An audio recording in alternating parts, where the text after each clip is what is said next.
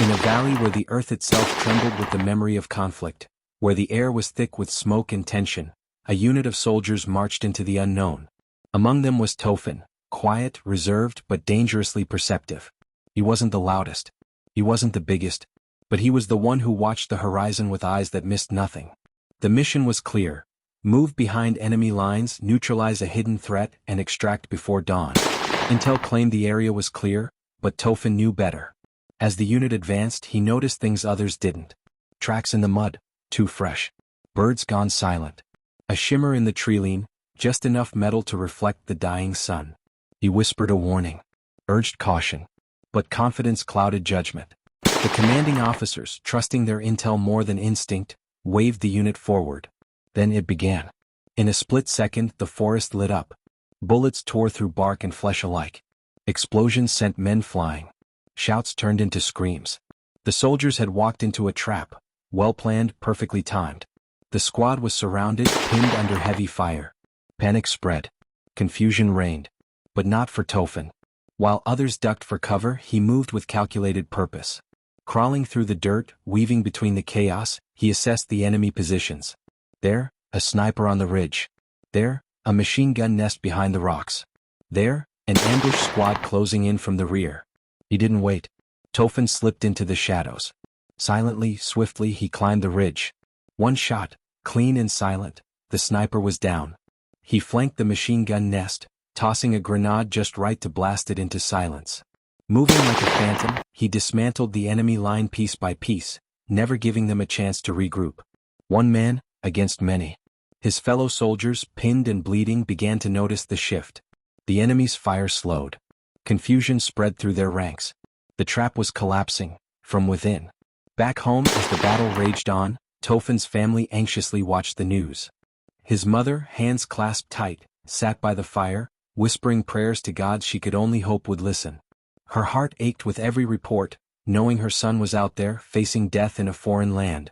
His younger brother paced the house, fists clenched in worry, desperate for news.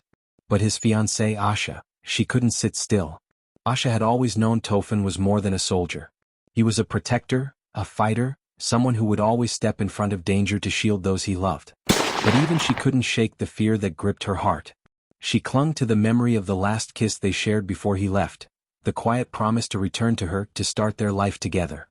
As the hours passed, the tension at home grew unbearable. Asha stood by the window, staring out at the night, hoping for a letter, a phone call, anything to tell her Tofan was still alive. The silence was maddening. But then the tide began to turn. By the time the unit rallied, the battle was already shifting in their favor. What had seemed like a massacre was becoming a miracle.